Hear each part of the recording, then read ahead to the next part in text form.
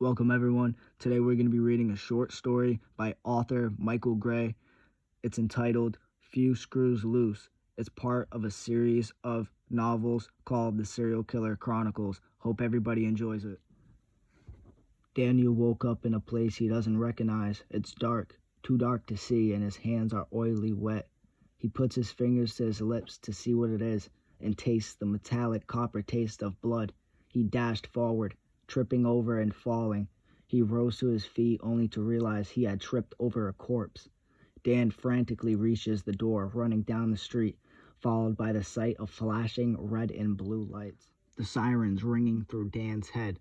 The cars stopped. Uniformed officers hopped out, guns drawn. The sirens ring through his head. He can't block them out. He feels like the lights are causing him a seizure. He awakes to being in a white hospital room. He got his left arm bandaged up in a white sling stained with blood. Within moments of waking up, he was sedated, only to awake in a white room with white padded walls filled with bright white lights. There is white noise, the faint sounds of music playing in the background. Dan attempts to examine his wound, only to realize he's been tied in a straitjacket. He stands, only to fall flat on his face. His feet have been shackled at the ankle. He awoke in the psychiatrist's office in the mental ward of the criminally insane.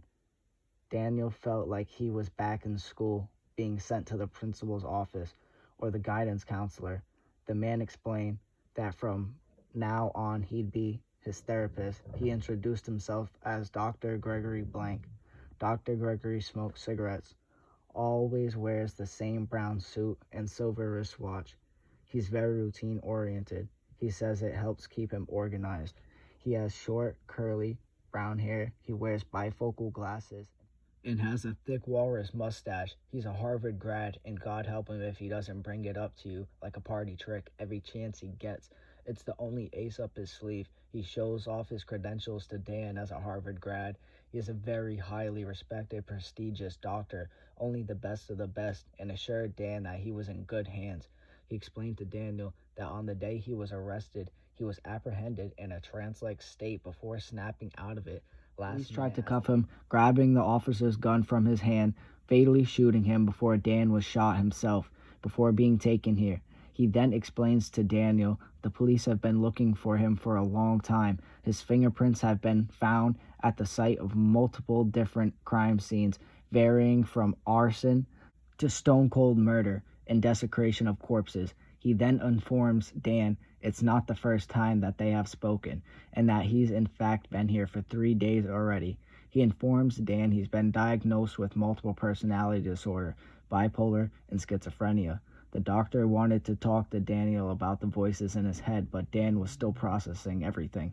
He was overwhelmed and confused. There was too many questions, and he had to return to this padded cell to think.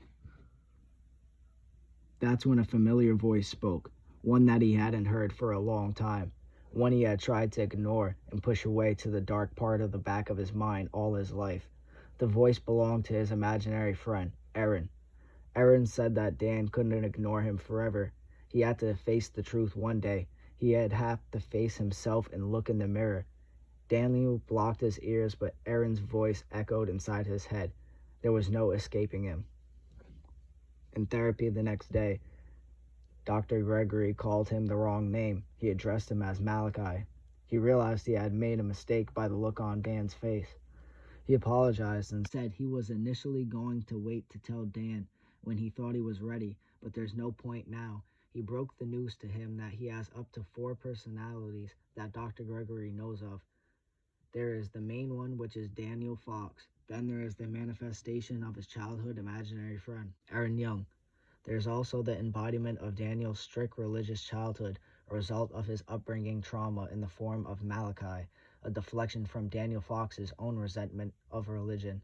The final personality is the most dangerous for the plain and simple fact that little to nothing is known about him. He's meticulous, precautious, and paranoid. All he revealed was his name by choice, D'Artagnan. We learned quickly that he's a pyromaniac that cannot be trusted for a second.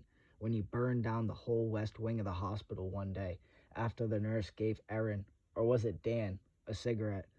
and D'Artagnan took over control of the body without hesitation. Lighting the curtains, he seemed to be one of the most powerful personalities and could come and go as he wished, and the other personalities had no choice but to bend to his will and pay the price for his actions. He was locked away for a month alone in his room, a form of solitary confinement that's considered torture, and of course D'Artagnan hid away for the duration of his punishment, letting Dan endure all of it. The four padded walls were closing in on him. The only thing in sight but the white floor inside of the claustrophobic cell is the concrete slab that Dan has to sleep on, if he's lucky enough to get some sleep. Dan was tired of being the floor mat for the rest of them. He was tired of being the punching bag. He was taking the fall for them. They ruined his life. He wanted revenge, but the only way to hurt them is to hurt himself. He knew what to do when he is released from confinement. He planned on speaking with Dr. Gregory to find out more about himself, to use against them before he ultimately rids the world of the other personalities, making the ultimate sacrifice, attempting to leap from the roof of the hospital. But he is stopped by Gregory and given a partial lobotomy, thinking it would preserve some of the good left in Daniel Fox, but it was wishful thinking. Instead, it let out the bit of D'Artagnan hiding in the back of Dan's mind. He was always the strongest, and when they least expected it, the brain-dead vegetable snapped back and sprang to life, leaping at Dr. Gregory's throat, biting into it, spitting out chunks of flesh and blood, salivating at the mouth like a rabid dog. He dug through the man's pockets like a squirrel foraging for food until he found Dr. Gregory's lighter, taking it out from his pocket inside of his brown suit jacket, grabbing a hold of the file on his desk for patient name Daniel Fox, a.k.a. Aaron Young, Malachi, or D'Artagnan. He lit the corner of the file, but not before reading it first, the contents of which stated that Dr. Gregory had concluded. Daniel Fox description. Patient wears dark-colored beanie hat all the time, speaks with a strong New England accent, works for a corner store, just your average everyday New Englander. Daniel Fox is the main personality. He's innocent, keeps waking up in strange places without knowledge of what he's done. He has voices in his head and multiple personality syndrome, talks to himself, refers to himself in a third person. He's completely unaware of the fact that he's a serial killer. He is deemed crazy, not mentally fit to stand trial, a danger to the community and himself. He's locked away in a mental asylum for the criminally insane. Not all there. He's got a few screws loose. His mind's playing tricks on him. He's waking up at strange places or at strange times, left to fill in the pieces. He thinks he sleepwalks and is a narcoleptic with insomnia. He compares his life to horror sci-fi movie entitled Donnie Darko. Dan has been diagnosed as a psychopath with multiple personality disorders, bipolar, schizophrenia, and psychopathic tendencies.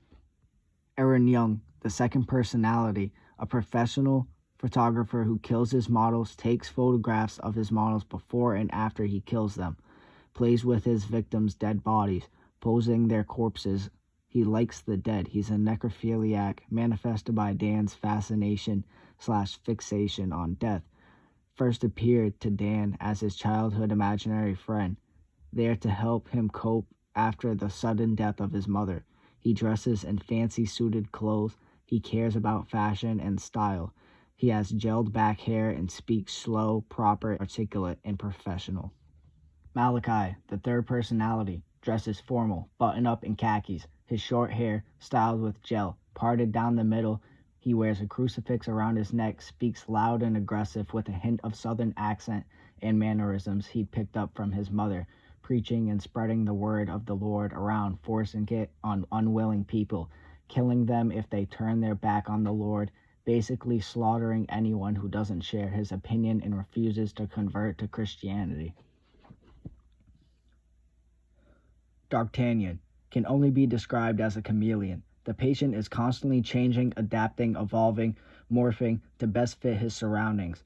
He's resourceful, a master of blending in, the silent type, eyes and ears open, mouth shut, always paying attention, watching, listening, plotting, planning, scheming.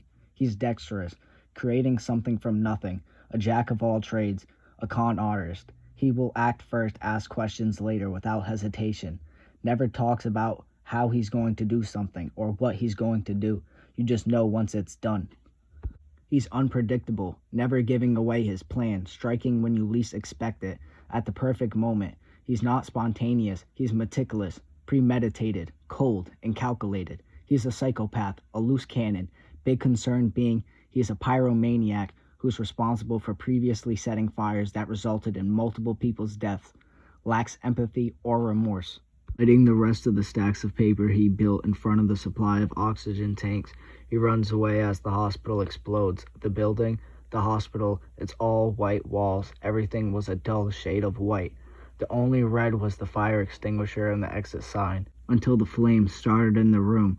Then the explosion spreading the flames into the hallway, the nurse's station, every room it passes on the way to the main shared area where the patients were able to interact with each other outside of their rooms, continuing to the lobby/check-in waiting area, ultimately engulfing the entire building in roaring flames, burning the building to its foundation. Only the seared fragments of the building remained.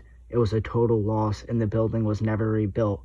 Instead, the ruins were bulldozed till all that was left was dirt. The third of an acre of land was put up for sale, half price, never to be purchased, abandoned, with rumors of being haunted to this day. The remains of at least 100 patients and doctors were found, none of which being the remains of Daniel Fox. His body was never found. Some believe he's still out there somewhere, a crazy, scarred, burnt man running around setting fires, terrorizing campers in the woods of New England.